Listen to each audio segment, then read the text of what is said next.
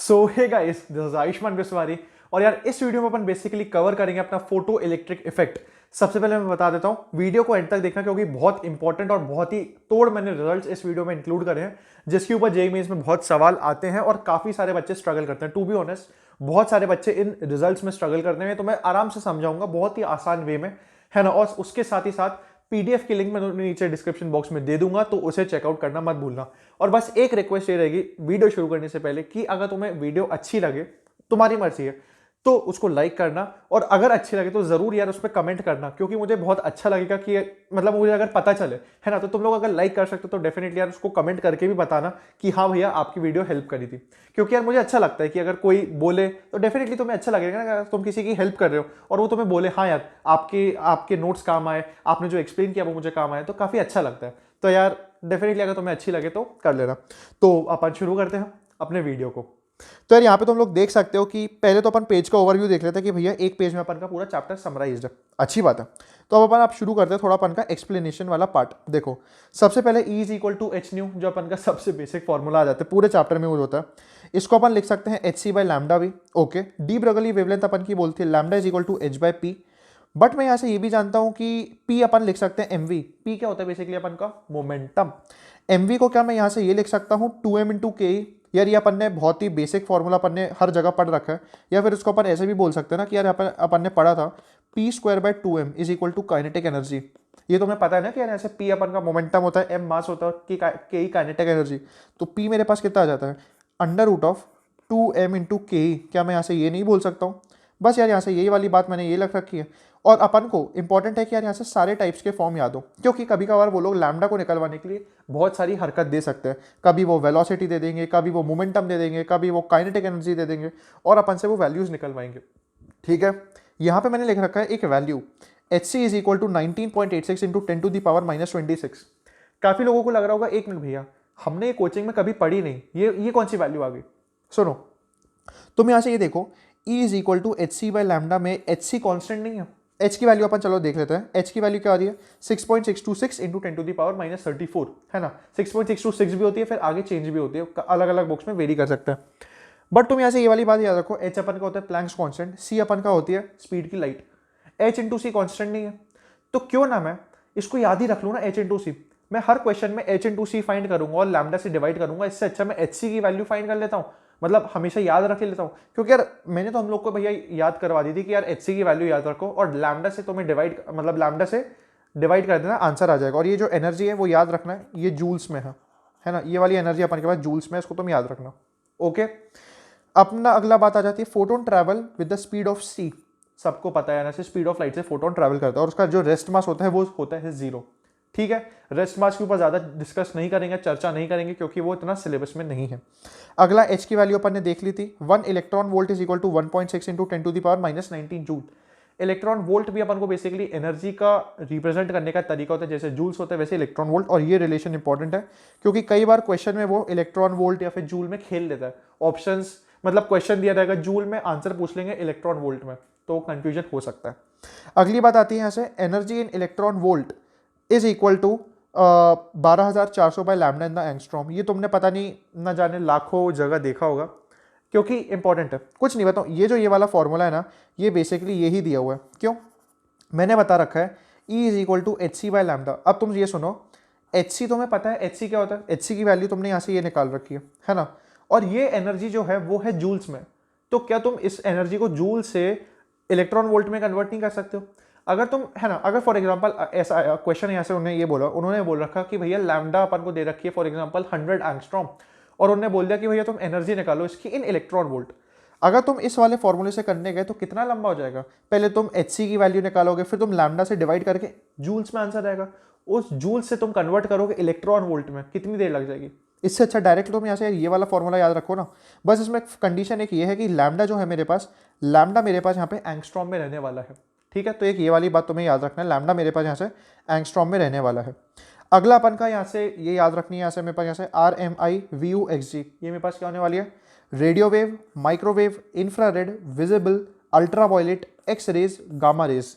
वहीं पे विजिबल के अंदर भी अपन ने यहाँ पे लिख रखा है यहाँ से ROYGBIV, विबग्योर का उल्टा। उल्टा क्यों लिख रखा है? मैंने यहाँ पे लिख रखा है अगर तुम यहाँ से ऐसे जाओगे, मतलब अगर तुम रेडियो वेव से गामा रेस की तरफ मूव करोगे तो लैम्डा डिक्रीज होगा और फ्रीक्वेंसी इंक्रीज होगी। इसका एप्लीकेशन न जाने कितने अनगिनत क्वेश्चंस में होता है और बच्चे यही कंफ्यूज होते हैं, क्योंकि जनरली अपन को ये याद नहीं रहता ना कि विबग्योर में अगर मैं वायलेट से लेके रेड तक जा रहा हूँ तो क्या मेरी फ्रीक्वेंसी इंक्रीज होती है या डिक्रीज होती है, या फिर अगर मैं रेडियो वेव से गामा रेस की तरफ जा रहा हूँ तो क्या मेरी इंक्रीज होती है डिक्रीज होती है। डायरेक्ट अपन का रिजल्ट है और अपन को ये याद रखना है, याद रखना ही पड़ेगा और कोई चारा नहीं है टू बी ऑनेस्ट। अगला अपन का आते हैं ऐसे Newton supported particle nature of light. इसके ऊपर मीन्स में एक छोटू सा क्वेश्चन आ सकता है कि न्यूटन कौन सा सपोर्ट करता था, वेव नेचर करता था या फिर पार्टिकल नेचर करता था। अपन को याद रखना है Newton supported particle nature of light. Okay, अगला अपन का यहाँ से एक ये बहुत इंपॉर्टेंट है, जो मैंने वीडियो के स्टार्टिंग में बोल रखा था ना, अपन बहुत ही अच्छे अच्छे रिजल्ट्स पढ़ेंगे, उसमें से पहला रिजल्ट यहाँ से ही आता है। सबसे पहले अपन एक जनरल कर्व समझते हैं, आईवी कर्व। आईवी कर्व अपन ने यहाँ से देख रखा है फोटो इलेक्ट्रिक इफेक्ट में कि क्या होता है। यहाँ से मेरे पास यहाँ से ऐसा कुछ होता है और ये वाला जो टॉप इसका करंट होता है, हाईएस्ट करंट होता है, उसको अपन बोलते हैं सैचुरेशन करंट या फिर मैक्स करंट। सैचुरेशन करंट ही जनरली बोलते हैं। और जो ये होता है मेरे पास यहाँ से वीएसटी, वीएसटी क्या होता है, वी होता है, वीएसटी होता है स्टॉपिंग पोटेंशियल। स्टॉपिंग पोटेंशियल मतलब मैं कितना पोटेंशियल लगाऊं कि मेरा जो इलेक्ट्रॉन है वो एक तरफ से, है ना, एक तरफ से दूसरे तरफ ना पहुंच पाए, मतलब जैसे कैथोड से लेके एनोड तक ना पहुंच पाए, मैं कितना उसमें पोटेंशियल लगाऊं। उल्टा डेफिनेटली रिवर्स पोटेंशियल होगा ना, इसलिए तुम यहां से देखो वीएसटी की वैल्यू नेगेटिव है। नेगेटिव क्यों? क्योंकि अगर इलेक्ट्रॉन इस तरफ से आ रहा है तो मुझे उसको उल्टा में लगाना पड़ेगा ना पोटेंशियल, ताकि मैं उसको रोक पाऊं। तो अपन के पास ये वाली बात आ जाती है। अब यहाँ पे वो लोग खेल कर देते हैं, खेल ये कर देते हैं, वो बोल देंगे कि अगर मैंने इंटेंसिटी बढ़ाई, जो मेरे पास वेव पड़ रही है, तो उसका कर्व पे क्या फर्क पड़ेगा, या फिर अगर मैंने उस वेव की फ्रीक्वेंसी बढ़ाई तो क्या फर्क पड़ेगा। डायरेक्टली अपन को याद रखना है, अगर मैंने इंटेंसिटी बढ़ाई तो मेरे पास यहाँ से जो सैचुरेशन करंट है वो बढ़ेगा, बट मेरे पास वी स्टॉपिंग कांस्टेंट रहेगा। तुम यहाँ से कर्व से देख सकते हो, ये सारे कर्व अपन के एनसीईआरटी से उठाए गए हैं, तो तुम्हें इसको याद रखना है। Stopping potential remains unchanged and saturation current increases when we increase the intensity of light। बहुत बार इसके ऊपर क्वेश्चन आ चुका है कि अगर इंटेंसिटी मेरे पास बढ़ाऊंगा तो क्या मेरे पास वी स्टॉपिंग बढ़ेगा, घटेगा, कांस्टेंट रहेगा, नन ऑफ दीज। जिसको याद नहीं है यहाँ से ये ग्राफ, उससे क्वेश्चन जिंदगी में नहीं होने वाला है। अगला मेरे पास, अगर मैंने फ्रीक्वेंसी बढ़ा दिया, फ्रीक्वेंसी बढ़ाने पे तुम यहाँ से एक कर्व याद रखो, जो मेरे पास सैचुरेशन करंट है वो मेरे पास कांस्टेंट है, बट वहीं पे जो मेरे पास वी स्टॉपिंग है वो मेरे पास बढ़ गया है। डेफिनेटली अगर तुम इसको ऐसे देखोगे तो वी स्टॉपिंग ज्यादा नेगेटिव है, मतलब मैग्नीट्यूड वाइज ये ज्यादा बड़ा है। तो फ्रीक्वेंसी बढ़ाने से वी स्टॉपिंग बढ़ता है, बट सैचुरेशन करंट बराबर रहता है। इसके ऊपर भी जेईई मेंस में अनगिनत बार सवाल आ चुके हैं। क्या ये वाली बात तुम्हें समझ में आ रही है? ये तुम्हें 3 ग्राफ सबसे इंपॉर्टेंट है, मतलब जब भी मैं इस चैप्टर को पढ़ता था ना, मैं इन ग्राफ्स को सबसे अच्छे से, मतलब इनको घोंट के याद कर लेता था, क्योंकि बहुत इंपॉर्टेंट था। अगली बात आ जाती के E max is equal to E into V S. मतलब वी एस क्या होता है मेरे पास, स्टॉपिंग पोटेंशियल। अपन ऐसे बोल सकते हैं जितना स्टॉपिंग पोटेंशियल, मतलब काइनेटिक एनर्जी कितनी गेन कर सकता है एक इलेक्ट्रॉन यहां से लेकर यहां तक था, है ना, कितनी गेन कर सकता है मैक्सिमम, वो अपन की हो जाती है ई इंटू वी एस। मतलब अगर मुझे यहाँ से वी एस नोन है, जो वी स्टॉपिंग पोटेंशियल मुझे नोन है, तो क्या मैं काइनेटिक एनर्जी मैक्सिमम निकाल सकता हूँ? क्योंकि कई बार यहाँ से वो बोल देते हैं अगर मैंने एक इलेक्ट्रॉन को यहाँ से लेकर यहाँ तक छोड़ा, ठीक है, तो वो काइनेटिक एनर्जी कितनी गेन कर सकता है मैक्सिमम, और वो स्टॉपिंग पोटेंशियल दे देंगे। तो यही मेरे पास यहाँ से आंसर आने वाला है, ठीक है। अगला अपन की यहाँ से इक्वेशन आती है H nu is equal to H nu not plus K E max. Definitely सबको ही पता होता है क्यों। एच न्यू मैंने उस सरफेस पे इतनी एनर्जी दी, एच न्यू नॉट अपन बोलते हैं उसको work potential, H nu naught, या फिर मैं इसको क्या बोल देता हूँ, मैं इसको फाई भी बोलता हूँ। यहाँ पे देखो एच न्यू नॉट को मैंने फाई बता रखा है। वर्क पोटेंशियल मतलब कितनी एनर्जी वो लेगा एक इलेक्ट्रॉन निकालने के लिए, और वहीं पे उसके बाद आ जाती है के ई मैक्स, मतलब इलेक्ट्रॉन निकलेगा तो देखो एनर्जी कंजर्वेशन ही यहाँ से यूज हो गया ना, कि यहाँ से जितनी एनर्जी मैंने दी, कुछ पार्ट उसने यहाँ से यूज करा इजेक्ट करने में, और बाकी जो बची एनर्जी है वो अपन की यूज हो गई काइनेटिक एनर्जी में, basically kinetic energy of electron. तो मैंने यहाँ से यही बस करा H nu is equal to H nu not plus K E max. मैंने यहाँ पे के ई मैक्स को लिख दिया ई इंटू वी एस, जो अपन ने ऊपर पढ़ा था। तो E into V S is equal to H nu minus H nu not, E into V S is equal to H nu minus five. बस यहाँ से वही एच न्यू नॉट को मैंने फाइव लिख दिया, क्योंकि वर्क फंक्शन है, और वर्क फंक्शन डिपेंड करता है अपन का मटेरियल के ऊपर। ये वाली बात मैंने पढ़ी हुई है। ओके भैया, तो अब मैंने कुछ नहीं यार, यहाँ से ई से मैंने बेसिकली डिवाइड कर दिया, और मैंने यहाँ से जो न्यू है, मैंने इस वाले फॉर्मूले से मैंने न्यू को लैम्डा के टर्म्स में लिख दिया। तो ये मेरे पास बेसिकली आया H C by E into one by lambda minus five by E. Okay, अब अगर अपन यहाँ से ध्यान से देखें तो अपन का एक एनसीईआरटी में ये वाला आता है और इसके ऊपर अपन के क्वेश्चंस भी पूछे जाते हैं, क्या कि तुम ये बताओ कि वीएस और 1/λ का जो ग्राफ है ये याद रखना चाहिए। लैम्डा नहीं है, 1/λ है। तो देखो क्या ऐसा नहीं दिख रहा y is equal to M X plus C. क्यों? y वर्सेज x ग्राफ बना रहा हूँ, ये जो कांस्टेंट है ये हो गया m, ये जो मेरे पास इंटरसेप्ट है वो मेरे पास हो गया c। बट इसमें यही खास बात है, खास बात क्या है, जो इसकी m है क्या कांस्टेंट नहीं दिख रही है तुम्हें? H C by E, H C मुझे पता है, ई भी कांस्टेंट है, तो H C by E constant नहीं है। मतलब क्या समझ में आया? स्लोप कांस्टेंट है, स्लोप कांस्टेंट है। तो फॉर एग्जांपल यहां से तुम समझ लो मेटल 1 और मेटल 2 कोई भी मैं ले लूंगा, मेरे पास स्लोप कांस्टेंट आने वाली है। कई बार यहां से वो लोग ये दे देते हैं, वो लोग ग्राफ्स बोल देंगे मेटल 1 मेटल 2 और वो ऐसे ही कर देंगे, स्लोप बदल देंगे, स्लोप कुछ कर देंगे। बट तुम यहां से ये देखो मटीरियल कोई भी हो, जो मेरे पास स्लोप आने वाली है वो होने वाली है कांस्टेंट। क्यों? क्योंकि एच सी बाई ई।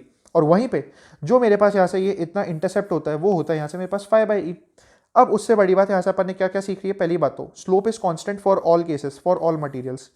एक और अपन ने यहाँ से क्वेश्चन अच्छा वाला ये सीखा कि अगर मुझे यहाँ से y इंटरसेप्ट पूछ रखा है, दे रखा है फॉर एग्जाम्पल y इंटरसेप्ट, तो वो अपन से वर्क पोटेंशियल भी पूछ सकते हैं। क्यों? जो मेरे पास y इंटरसेप्ट है ये मेरे पास बराबर है 5/e के, 5/e के। तो क्या मैं इस e को इधर लेके फाई की वैल्यू कैलकुलेट नहीं कर सकता हूँ? ऑफकोर्स कर सकता हूँ। फाई की वैल्यू कैलकुलेट कर ली तो वो मेरे पास बेसिकली वर्क फंक्शन आ गया। ओके, तो यहां से अपन ने क्या क्या सीखा? पहली बात स्लोप कांस्टेंट रहती है और जो मेरे पास y इंटरसेप्ट है वो मेरे पास वर्क फंक्शन पे डिपेंड करता है। अगले अपन पॉइंट पे जाते हैं जो कि होने वाला है vs does not depend upon intensity of light, it depends on f। देखो vs मतलब वही stopping potential does not depend upon intensity of light. तुमने यहाँ पे देख ही रखा होगा stopping potential does not depend on intensity of light. मैंने इंटेंसिटी बढ़ाई बट स्टॉपिंग पोटेंशियल सेम रहा, है ना। It depends only on frequency. ये देखो फ्रीक्वेंसी बढ़ाई तो मेरे पास स्टॉपिंग पोटेंशियल बढ़ गया। ठीक है, अब इसका क्या क्या साइंटिफिक रीजन है यार, ये तो अपन जब चैप्टर समझते हैं तभी आता है, बट ये डायरेक्ट रिजल्ट्स हैं जो कि अपन को याद रखने हैं जेई मेंस के पहले। ओके, अगला अपन का आता है for calculating total number of photons always think of I A lambda by H C. इसके ऊपर बहुत बार सवाल आ चुके हैं। देखो वो ये बोल देंगे कि भैया उसकी इंटेंसिटी इतनी है, वेव की एरिया इतना है, तो कितने नंबर ऑफ फोटॉन्स वो इजेक्ट करेगी। तो देखो इंटेंसिटी इंटू एरिया क्या होने वाला है? टोटल एनर्जी जितनी पड़ी, और उसको अगर मैं डिवाइड कर दूं एच सी बाय लैम्डा से, एच सी बाय लैम्डा एक फोटोन की एनर्जी, टोटल एनर्जी अपॉन एक फोटोन की एनर्जी, क्या मैं ये नहीं बोल सकता वो नंबर ऑफ फोटॉन्स दे देगी? बस यहाँ से मेरे पास आ जाएगा I A lambda by H C. आगे आ जाता है number of photo electrons ejecting is very very very very very very less than number of photons striking. अपन को यहाँ से ये पता है जो फोटो करंट होता है, फोटो करंट बहुत छोटा सा होता है ना, मिली या फिर माइक्रो एम्पियर में होता है। तुम लोग ने जब इसके ग्राफ पढ़े होंगे तो लिखा होगा माइक्रो एम्पियर या फिर मिली एम्पियर। का मतलब क्या है? का मतलब ये है कि इजेक्ट ही बहुत थोड़े से होते हैं यार, क्योंकि अपन की एनर्जी तो वर्क फंक्शन में भी चली जाती है ना। अपन स्ट्राइक तो बहुत सारे करवाए, तुम लोग ने देखा होगा फोटो इलेक्ट्रिक इफेक्ट एक्सपेरिमेंट में स्ट्राइक तो अपन बहुत सारे करवाते हैं। तो मैंने वही लिख रखा है स्ट्राइक तो मैं बहुत सारे करवाता हूं, बट जो मेरे पास इजेक्ट हो पाते हैं वो बहुत थोड़े से होता है। तो अपन को यहां से ये वाली बात भी याद रखनी है। अगला अगला अगला सबसे इंपॉर्टेंट है पूरे, और इसको मैं बताने के लिए बहुत एक्साइटेड हूं टू बी ऑनेस्ट। क्यों? जनरली मैं इसको सबसे पहले थोड़ा सा एक इंसाइट देता हूं। सबसे पहले अपन को ये लगता है कि अगर मैं फ्रीक्वेंसी बढ़ाऊंगा तो काइनेटिक एनर्जी भी डबल हो जाएगी, है ना। क्यों? अपन ने पढ़ रखा है काइनेटिक एनर्जी, है ना। तुम इसको ऐसे समझो, अपन ने पढ़ रखा है kinetic energy is equal to H nu. तो मैं यहां से ये सोचता हूं कि अगर मैं न्यू को 2 न्यू कर दूंगा तो मतलब ये 2h न्यू, तो मतलब यहां से 2 इंटू काइनेटिक एनर्जी। इसमें बड़ी बात क्या हो गई? ऐसा नहीं होता है। मेंस में इसके ऊपर सवाल आ चुका और ये एच सी वर्मा का बहुत अच्छा क्वेश्चन है कि अगर मैं फ्रीक्वेंसी को डबल करूंगा तो काइनेटिक एनर्जी डबल होगी, कम हो, डबल से कम होगी, अपन प्रेडिक्ट नहीं कर सकते, या नन ऑफ दीज। और इसके ऊपर सवाल आ जाता है। अब इसके ऊपर तुम इसको ऐसे समझो, मैं इसको अच्छे से समझाता हूं। देखो इसको अपन मान लेते हैं कि H nu is equal to 5 plus kinetic energy of 1। एक अपन ऐसा केस है ना, ये अपन का पहला केस कि अपन को कुछ न्यू फ्रीक्वेंसी का दे रखा है। अब उसने बोला कि अगर मैंने फ्रीक्वेंसी डबल करी, ठीक है भैया, अगर कुछ मैंने फ्रीक्वेंसी डबल करी तो मेरे पास जो वर्क फंक्शन है वो कांस्टेंट रहेगा और मेरे पास काइनेटिक एनर्जी 2 ke2 कुछ काइनेटिक एनर्जी निकलेगी, और ये मुझे नहीं पता ना कितनी निकलेगी। अब उसको मान लेते हैं कुछ ना कुछ तो निकलेगी और ये मुझे नहीं पता। क्यों? कैसे अपन पता कर सकते हैं कि भैया काइनेटिक एनर्जी कितनी निकलेगी? बात समझ में आ रही है? तो क्या मैं पहली वाली इक्वेशन को 2 से मल्टीप्लाई कर दूं? ठीक है, मैंने 2 से मल्टीप्लाई करा और यहाँ पे करा और मैंने सब्ट्रैक्ट कर दिया। तो देखो यहाँ से ये कटा, इसमें से आ गया मेरे पास -5, ये मेरे पास आ गया ke2 - 2 ke1, तो मेरे पास ke2 आ गया 5 + 2 ke1। इससे तुम्हें क्या पता चला? इससे आज ये पता चला कि जो मेरे पास काइनेटिक एनर्जी हाई है वो मेरे पास डबल से भी ज़्यादा है, डबल से भी ज़्यादा है ना, डबल नहीं है, क्योंकि यार यहाँ से तो वही मैंने बताया ना कि यार यहाँ से अपन को जो के ही लगता था यहाँ से is equal to H nu, इसको डबल डबल कर देंगे, नहीं, डबल नहीं होती, डबल से भी ज़्यादा होती है। और ये वाला प्रूफ अपन को इंपॉर्टेंट याद रखना है। इसके ऊपर जेईई मेंस में सवाल आ चुका है, तो मैं एचसी वर्मा में बहुत अच्छा सा क्वेश्चन इस पर मिल जाएगा, ठीक है। तो ये वाली बातें थी अपन की, और इसमें आई गेस मैंने तुम लोगों को सारे कंसेप्ट बता दिए। देखो सारे कंसेप्ट में सबसे इंपॉर्टेंट वाला जो मैंने बताया था, एक था ग्राफ वाला, ग्राफ बहुत इंपॉर्टेंट है, ऐसे वो जो आई वर्सेस वी का ग्राफ था, ठीक है। अगला अपन ने यहाँ से जो मेरे पास यहाँ से कवर करा था, अगला अपन ने यहाँ से कवर करा था, हाँ, काइनेटिक एनर्जी मेरे पास यहाँ से डबल करने का, ठीक है, ये वाला भी बहुत इंपॉर्टेंट था। और अगली मेरे पास यहाँ से जो बात है, मैं जो एक चीज़ भूल गया हूँ, वो मेरे पास है, इलेक्ट्रॉन निकलेगा या नहीं निकलेगा depends upon energy of one photon frequency. मतलब देखो क्वेश्चन यहाँ से ये आ जाता है कि अगर मैं फ्रीक्वेंसी बढ़ाऊंगा तो काइनेटिक एनर्जी इंक्रीज होगी, या फिर नंबर ऑफ फोटॉन्स इंक्रीज होंगे, या फिर अगर मैं इंटेंसिटी बढ़ाऊंगा तो वो काइनेटिक एनर्जी इंक्रीज होगी या फोटॉन्स इंक्रीज होंगे। तुम इसको ऐसे समझो, इलेक्ट्रॉन निकलेगा या नहीं निकलेगा depends upon energy of one frequency, मतलब एनर्जी ऑफ वन फोटोन। मतलब अगर उस इलेक्ट्रॉन के पास वर्क फंक्शन से ज्यादा एनर्जी आ गई तब वो निकल जाएगा। एनर्जी आ गई मतलब मुझे फ्रीक्वेंसी चाहिए पड़ेगी, क्योंकि एनर्जी में फ्रीक्वेंसी का फैक्टर है। मतलब अगर उतनी फ्रीक्वेंसी मैच कर गई या फिर उससे ज्यादा हो गई तो मेरे पास निकल जाए। मतलब इलेक्ट्रॉन निकलेगा या फिर नहीं निकलेगा डिपेंड्स अपॉन फ्रीक्वेंसी। वहीं पे जो मेरे पास बात आ जाती है, बट कितने इलेक्ट्रॉन्स निकलेंगे डिपेंड अपॉन इंटेंसिटी। तो मैंने यहां से क्या बोला, अगर मैं यहां से फ्रीक्वेंसी बढ़ाऊंगा तो क्या मेरे पास नंबर ऑफ फोटॉन्स बढ़ेंगे? नहीं, फ्रीक्वेंसी बढ़ाऊंगा तो मेरे पास काइनेटिक एनर्जी बढ़ेगी। क्यों? फ्रीक्वेंसी बढ़ाऊंगा तो मैं जो एनर्जी उसमें देना चाह रहा हूं वो बढ़ जाएगी। अगर वो मेरे पास बढ़ जाएगी तो वर्क फंक्शन में थोड़ी सी एनर्जी चलेगा, जो काइनेटिक एनर्जी बाकी बची वो बढ़ जाएगी, वो बढ़ गई तो ये वाली बात। वहीं पे अगर मैंने इंटेंसिटी बढ़ाई तो इंटेंसिटी बढ़ाने से क्या होने वाला है, जो मेरे पास नंबर ऑफ फोटॉन्स हैं वो मेरे पास बढ़ जाएंगे। तो सबसे पहली कंडीशन क्या है? सबसे पहली कंडीशन ये है कि भैया पहले जो इलेक्ट्रॉन है वो निकले तो भैया, और उसको अपन को करने के लिए जरूरी है कि अपन की फ्रीक्वेंसी मैच हो जाए। और उसके बाद कितने निकलेंगे वो तो अपन का फोटॉन्स के इंटेंसिटी अपन के इंटेंसिटी के ऊपर डिपेंड करता है वेव की। बात समझ में आ गई? तो यार यहीं पे अपन की वीडियो एंड होती है। काफी सारी तुमने चीजें सीखी होंगी, है ना, और तुम्हें अच्छी लगी होगी यार। इसको तो मैं गारंटी कर सकता हूँ किसी को बुरा लग ही नहीं सकता इस वीडियो में, है ना। हाँ, अगर कोई वीडियो बिना देखे ही डिसलाइक कर रहा है तो उसका मतलब मैं कुछ बोल नहीं सकता, बट हाँ मैं गारंटी करता हूँ किसी को बुरी नहीं लगी होगी, क्योंकि इसमें काफी अच्छी अच्छी चीजें तुमने सीखी होंगी, ठीक है। पीडीएफ तो मैं वापस से वो लिंक में नीचे दे दूंगा डिस्क्रिप्शन बॉक्स में, और जरूर कमेंट करके बताना तुम्हें वीडियो कैसी लगी, ठीक है। So that's all from this video, bye.